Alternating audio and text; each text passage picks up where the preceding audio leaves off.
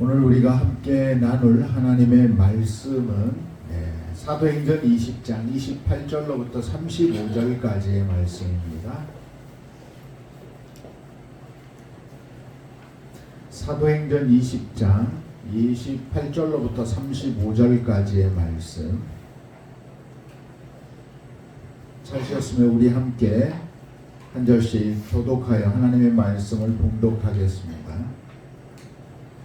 여러분은 자기를 위하여 또는 온 양떼를 위하여 삼가라. 성령이 그들 가운데 여러분을 감독자로 삼고 하나님이 자기 피로 사신 교회를 보살피게 하셨느니라.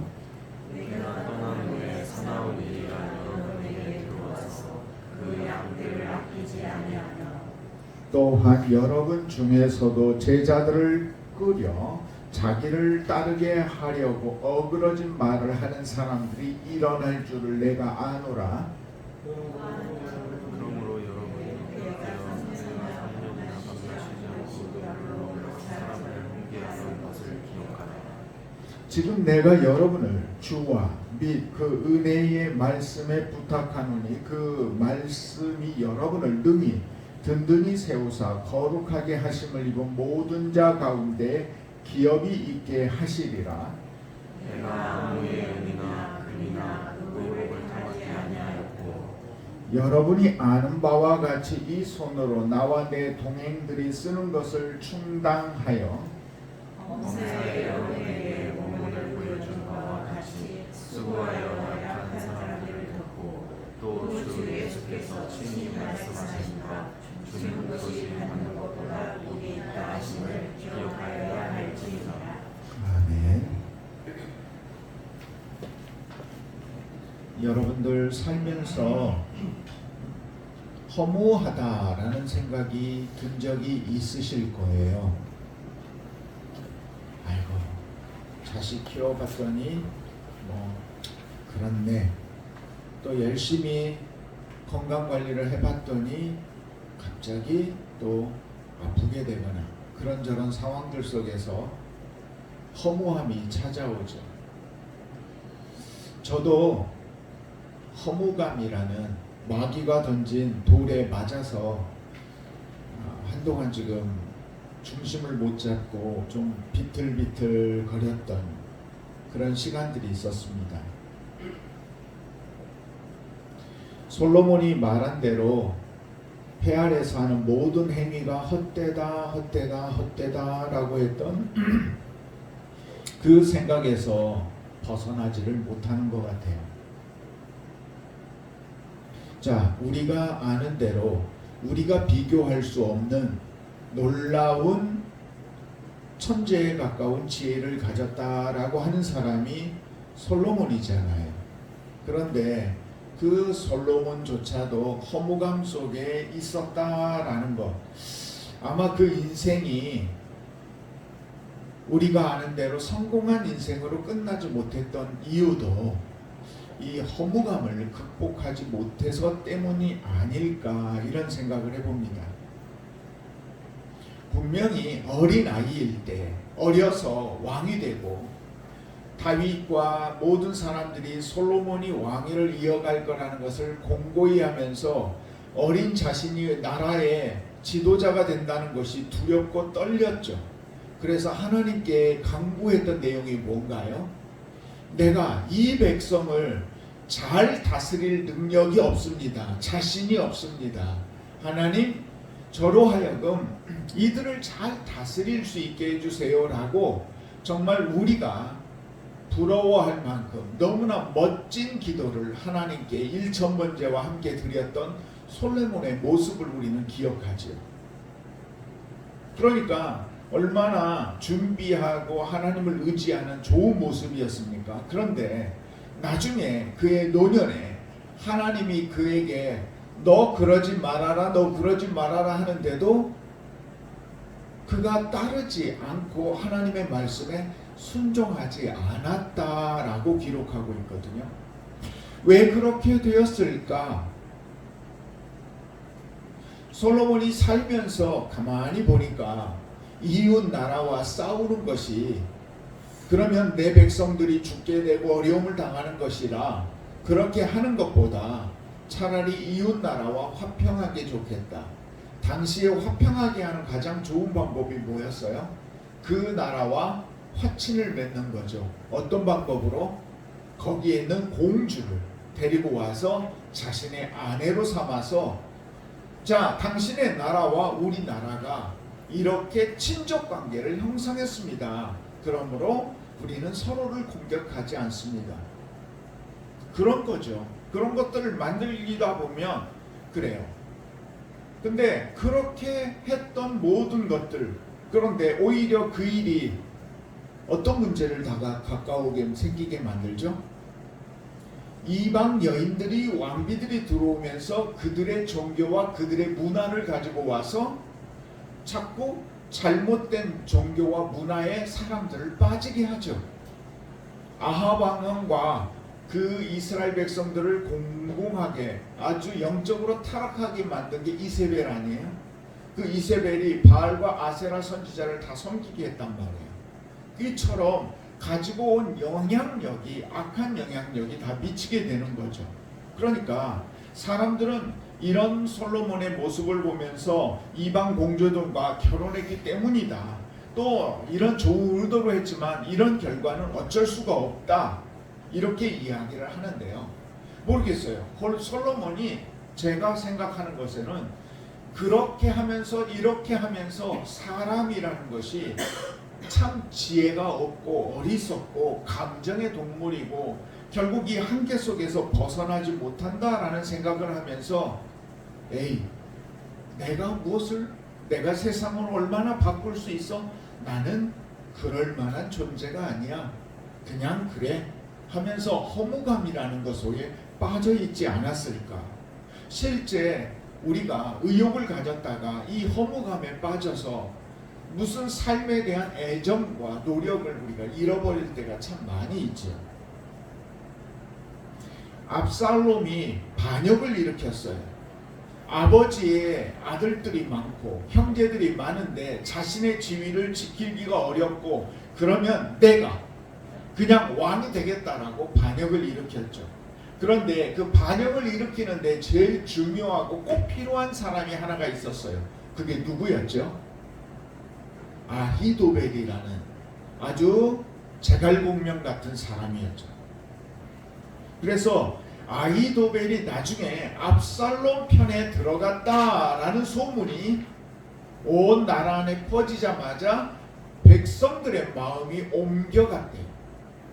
그만큼 아히도벨이라는 존재감이 컸고 그 아히도벨이 함께함으로 인해서 압살롬의 왕권은 든든히 서게 된다는 것을 모두가 인정하고 있었어요. 그런데 놀랍게 마지막 이제 왕궁을 차지하고 도망가는 다윗을 추격하는 상황 속에서 후세와 아히도벨의 두 모략이 이제 어떤 것을 따를 건지를 결정하게 되죠. 근데 그때 아히도벨은 어떻게 이야기했나요? 바로 쫓아가서 속전속결로 흩어지고 정신 차리기 전에 그들을 무찌르자라고 했어요. 후세는 뭐라고 얘기했어요? 보통 아니잖아요. 산전수전 다 겪은 다윗도 아닙니다. 그러니 그냥은 못할 거니까 많은 군대를 데리고 가서 거역하지 못하고 이겨내지 못하게 짓이겨야 합니다라고 했어요. 불안한 그들에게는 이게 더 좋아 보였죠. 그러나 실제 그렇게 하는 동안에 무슨 시간을 벌어요? 다윗도 정비할 수 있는 시간을 벌게 되는 거예요. 그러니까 좋은 전략이 아닙니다. 그런데도 사람들은 후세의 전략을 선택하죠. 자신의 전략을 선택받지 못하게 되는 순간 이 일은 이제 실패하게 될 것이다 라고 아히도벨은 생각했을 수도 있어요. 제가 아히도벨이 아니기 때문에 알 수는 없지만 적어도 세 가지 중에는 하나가 아니었을까라는 생각을 해요.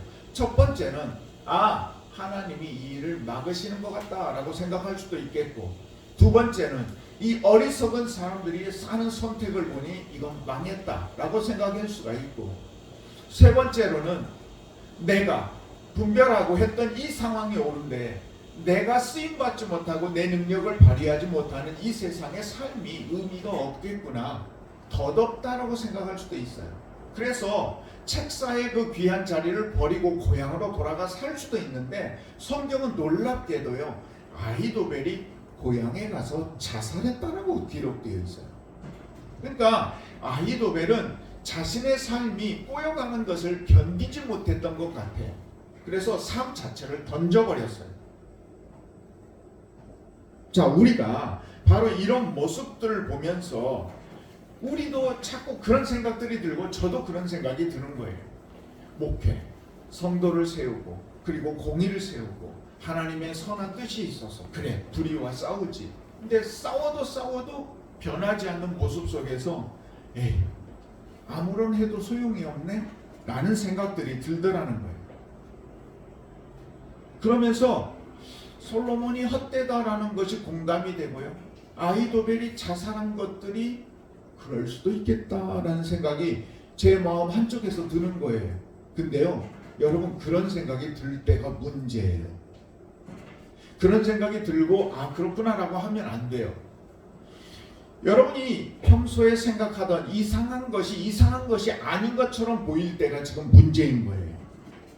그릇된 것이 괜찮아 보인다면 그건 심각한 상황인 거거든요.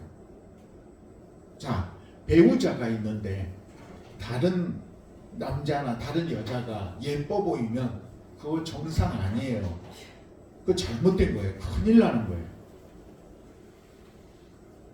더 귀한 가치가 있고 건강과 가족과 이런 모든 것들이 있는데, 가족을 속이거나 다른 것들을 잃어가면서라도 돈을 얻으려고 애쓰는 모습, 그 지금 뭔가 지금 심각하게 잘못되어 있는 거거든요. 근데 이런 것들을 모르는 거예요.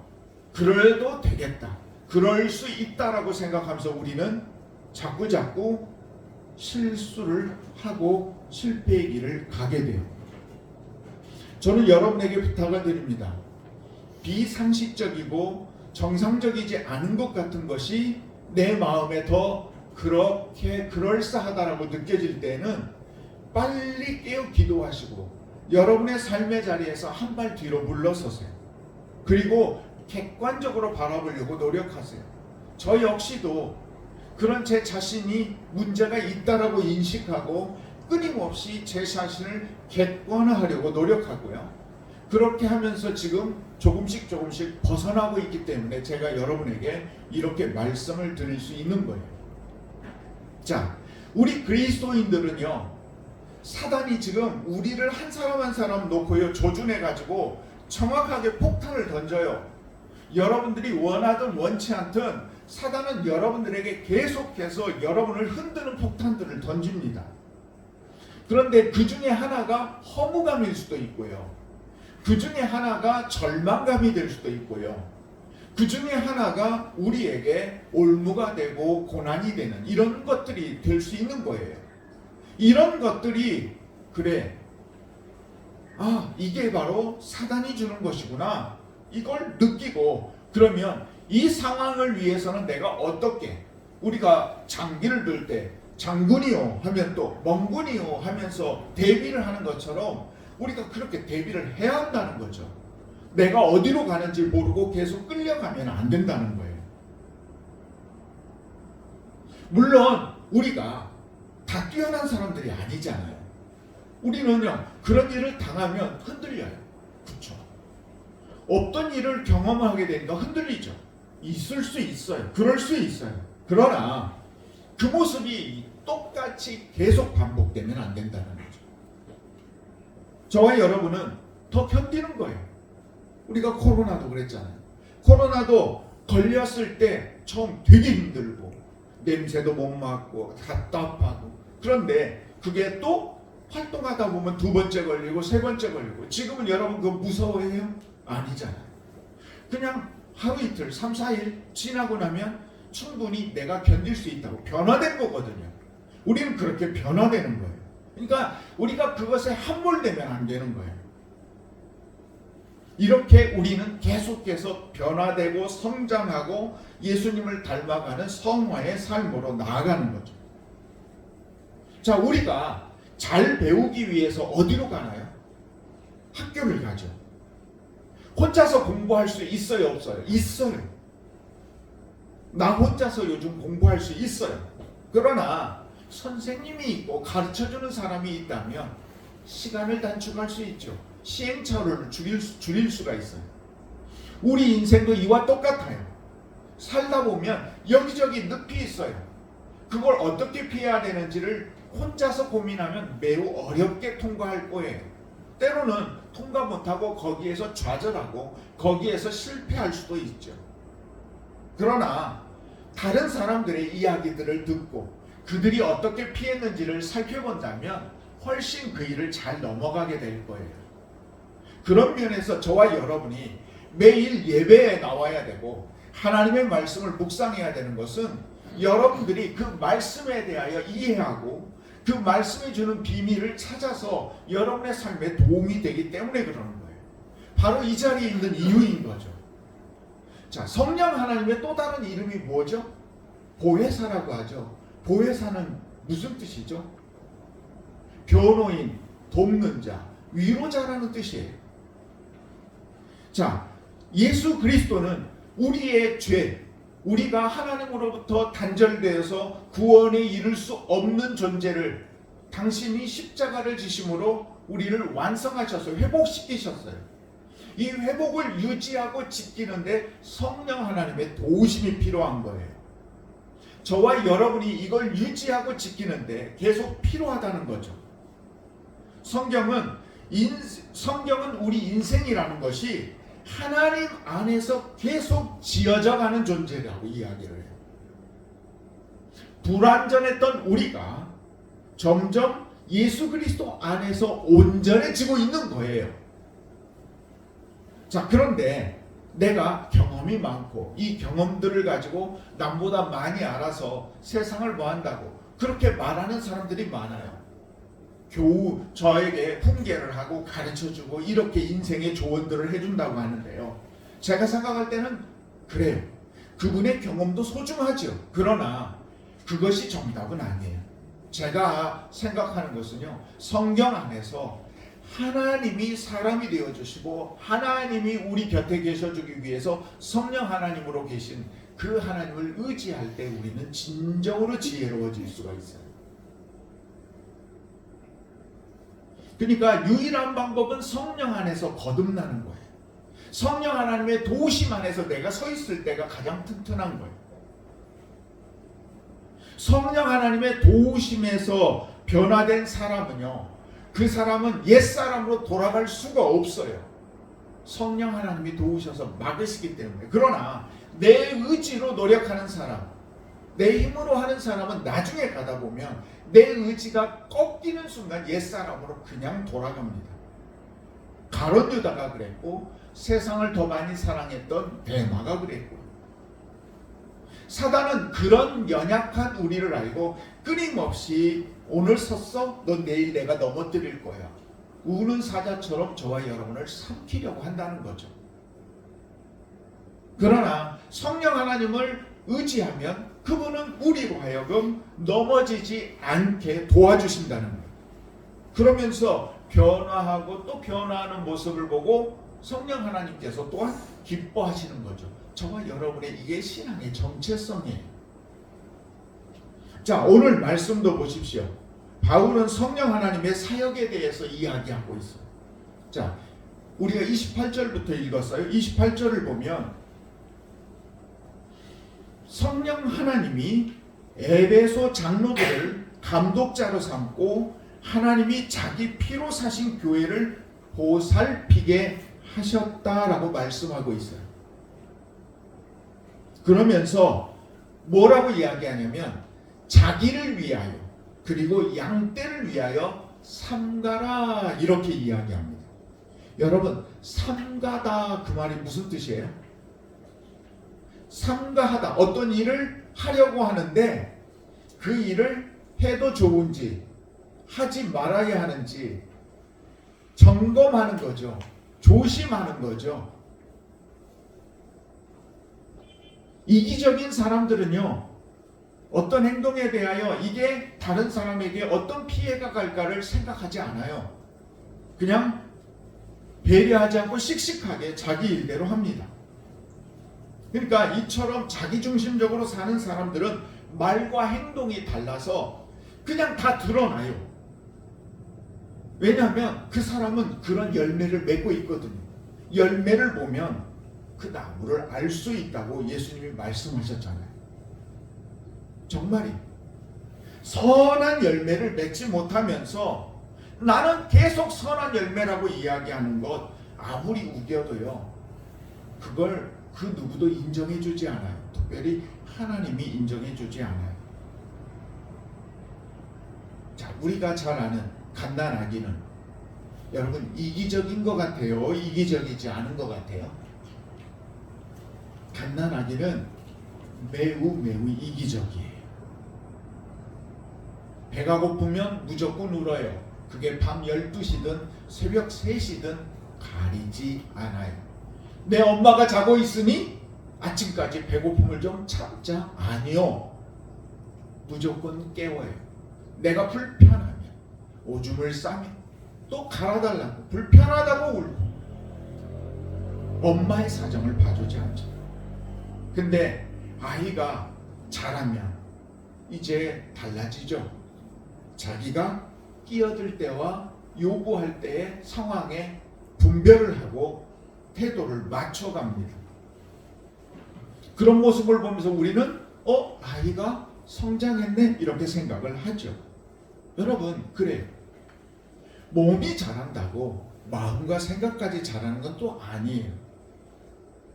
몸만 자라고 생각은 전혀 자라지 못한 사람들, 영적인 소경, 영적인 어린아이와 같은 사람들이 너무 많아요. 그런 사람들을 보면서 제가 낙심하고 있는데 그러지 않아야 되겠더라고요. 답이 없어 보이는 사람들이 있어요. 그러나 그 사람들로 인해서 우리의 삶의 가치까지 떨어뜨려지면 안 된다는 거죠. 쉽게 어른과 아이가 싸워요. 사람들은 누구를 욕할까요? 누구를 잘못했다고 꾸짖을까요? 절대 아이가 잘못했다고 아이를 꾸짖지 않아요. 계속 다투고 있으면 다투는 어른 보고 똑같다고 손가락질을 해요. 그런 것 같아요. 저와 여러분이 신앙생활을 해요. 하나님을 만났대요. 그리고 그 하나님을 의지한대요. 저와 여러분들은 영적으로 성숙한 사람이에요. 그러지 못한 사람, 이제 신앙의 초보를 걷는 사람, 그리고 하나님을 모르는 사람들과의 똑같이 싸운다면 주님 앞에서 누가 책망을 받을까요? 어리석은 그 사람들 더 혼내주세요라고 그럴까요? 아니요. 하나님은 너는 알잖아. 제가 왜 넘어지는 거 알잖아. 너도 그때 그랬잖아. 그러니까 네가 참아야 되는 거 아니야?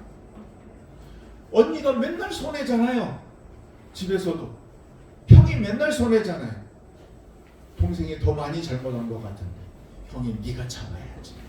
그러면서 자랐잖아요. 자, 우리의 마음에 좀 여유를 가졌으면 좋겠어요.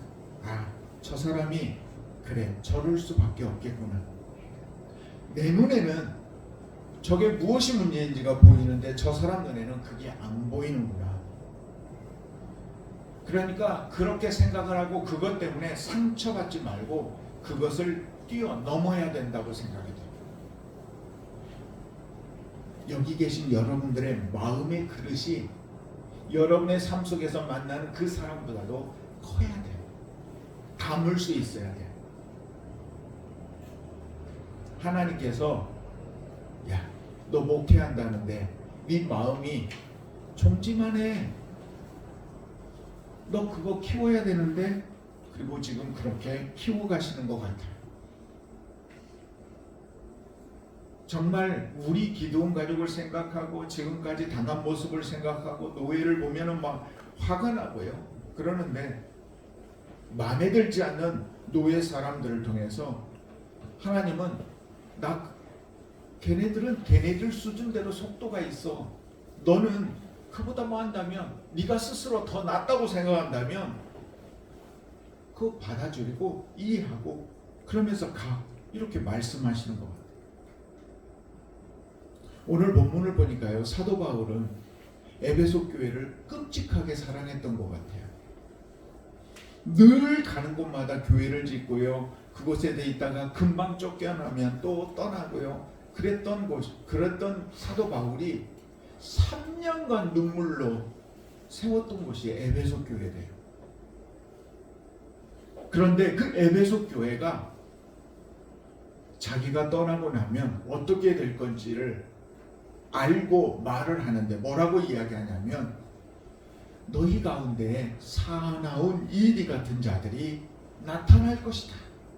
그리고 그들이 나타나서 그리스도의 양떼들을 아끼지 아니하고 어그러진 거짓말들을 계속하면서 예수가 아닌 자기를 따르게 하는 사람들이 나타나게 될 것이다. 이렇게 이야기를 하는 거예요.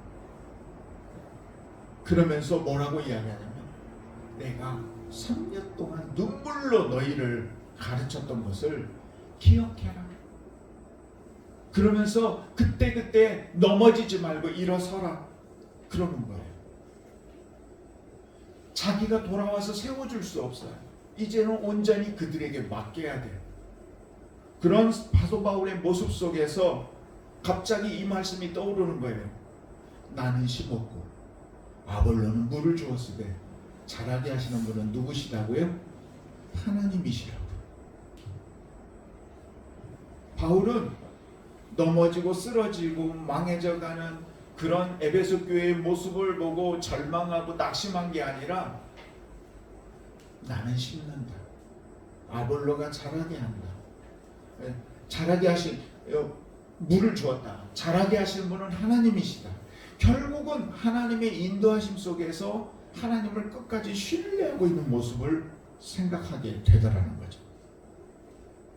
바울은 눈물로 껴안고 이별하는 과정에서도 낙심하지 않고 있더라는 거죠. 저도 낙심하지 않아야 되겠구나. 바뀌지 않는 것, 변화되지 않는 모습을 보면서 한탄하려고 하는데, 한탄하고 있는데 그러지 말자. 주님께서 심으라고 하면 심고, 물을 주어야 한다면 물을 주면서 살자. 제가 할 수 있는 것, 해야 하는 그것을 계속 해 나가자. 어느 목사님이 배너라는 영화에 대하여 이야기하면서, 메살라라는 악역이 있었기 때문에 배너라는 인물이 성숙해질 수 있었다라고 말해요.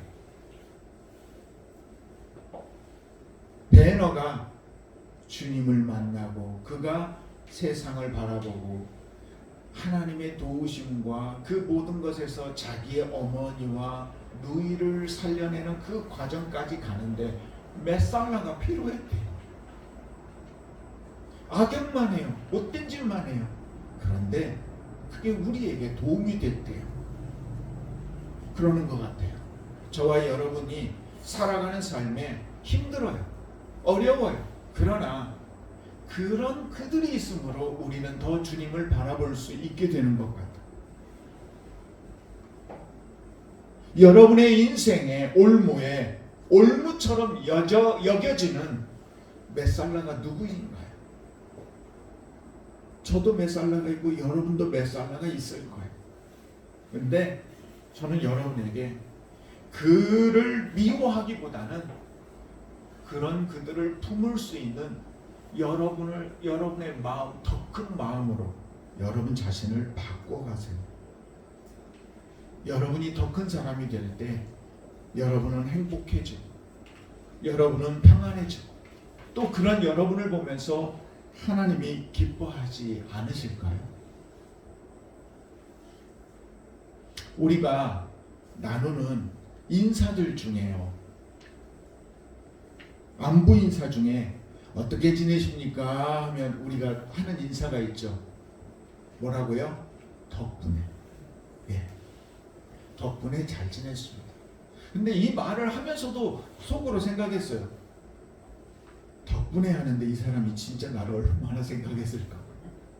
정말 나를 얼마나 도와줬고 나를 위해서 뭘 했는데 제가 이 사람 덕분에 잘 지냈습니다라고 말하고 있는 걸까라는 생각을 했어요. 좀 공허해요. 사실 자기 인생 사느라고 바빴지 그 진짜 아파해 준 적이 그렇게 없었던 것 같은데. 근데요, 잘 생각해 보세요. 우리는 지금까지 분명히 덕보면서 살았어요. 우리가 덕본 것보다 덕보지 못한 것, 가지지 못한 것들에 대하여 더 관심하면서 살기 때문에 불평하는 거지. 가지지 못한 것들로 인해서, 이미 이루지 못한 것들로 인해서 힘들어하기보다는 우리가 가지고 있는 것들, 이미 받았던 것들, 이런 것들을 바라보면서 감사를 회복할 줄 아는 우리 기도원 가족이 되었으면 좋겠어요. 그리고 그런 가운데 여러분의 그릇이 커져서 누군가에게 오늘 말씀의 제목처럼 덕 주면서 살았으면 좋겠어요. 사도 바울은 예수님을 대적하는 모습으로 살았어요.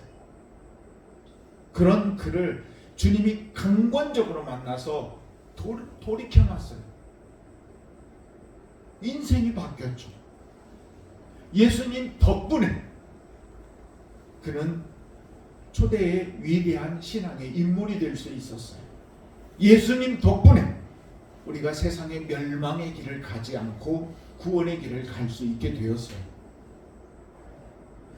사도 바울은 이 덕분에라는 걸 알기 때문에 그 마음으로 눈물로 에베소 교회를 섬겼던 거죠.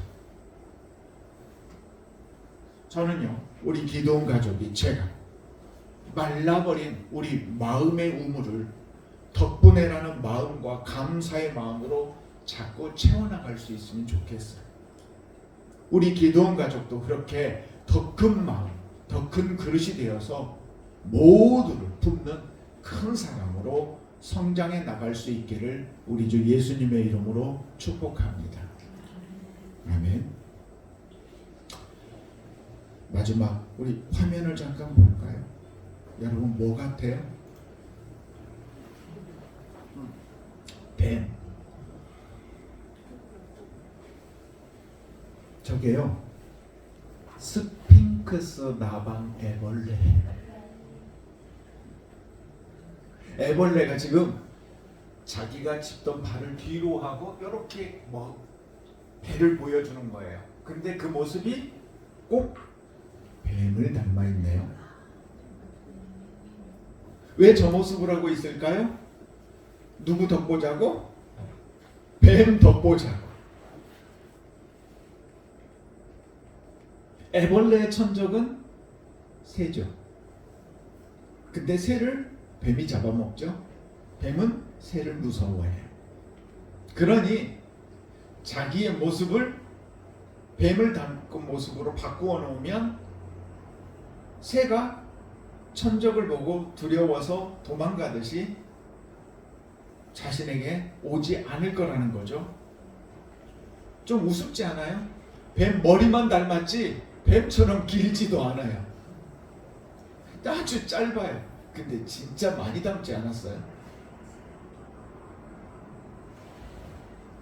짧은 몸통으로 흉내를 내고 있는데요, 저 모습이 우습기도 하고 신기하기도 하지만 실제로 안 잡아먹힐 확률이 높을 거예요.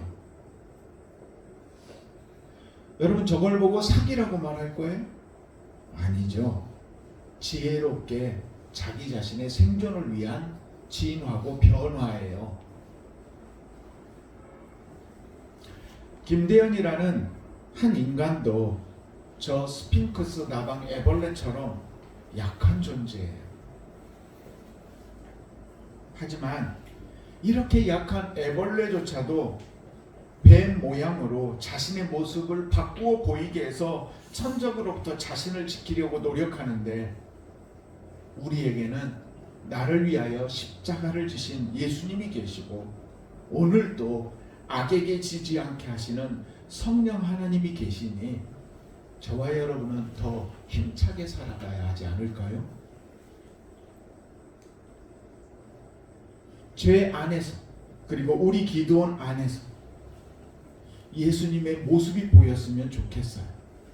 작은 애벌레가 자신의 모습 안에서 뱀의 모습을 보이는 것처럼 우리가 예수님을 닮아가서 그 예수님의 모습을 보여줄 수 있는 저와 여러분의 삶을 우리가 날마다 살아간다면 아름답지 않을까요?